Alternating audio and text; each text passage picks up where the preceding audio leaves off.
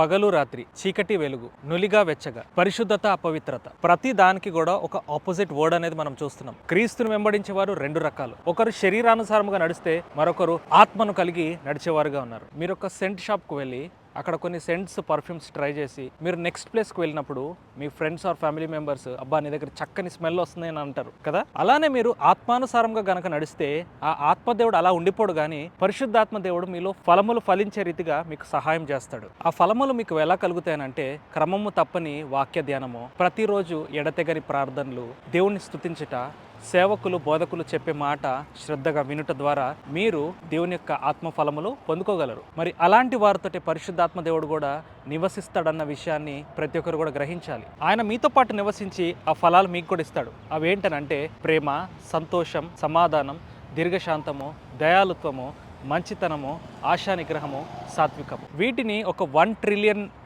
తో కూడా కంపేర్ చేయలేం. అంతకన్నా విలువ ఎక్కువ వీటికి. అది పరిశుద్ధాత్మ దేవుడిచ్చే ఒక spiritual fruits and spiritual gifts. యేసుక్రీస్తు వారి జీవితాన్ని కనుక కూడా మనం చూస్తే ఆయన కూడా జాలిగల దైవము, సమాధానపరచు దేవుడు, ప్రేమమయుడు, శక్తినిచ్చు దేవుడు. ఆయనలో ఈ ఫలములు నిండుకొని ఉన్నాయి. ఆయన చిత్తానుసారంగా మనం నడిస్తే మనకు కూడా దేవుడు అటువంటి ఫలములు ఇవ్వడానికి సిద్ధంగా ఉన్నాడు. ఈ 2026 సంవత్సరంలో శరీరానుసారంగా కాదు కానీ ఆత్మానుసారంగా మీరు జీవించాలనేది దేవుని యొక్క చిత్తమైంది. ఒకవేళ ఇవి బహుశా మీలో లోపిస్తున్నవని దేవుడే గనక ఈ వీడియో గనక మీకోసం పంపించినట్లయితే కింద కమెంట్ సెక్షన్లో స్పిరిచువల్ ఫ్రూట్స్ టైప్ చేయండి. ఇలానే ఆత్మీయతలో ఇంకా బలపడాలని అంటే follow and subscribe. God bless you all and praise the lord.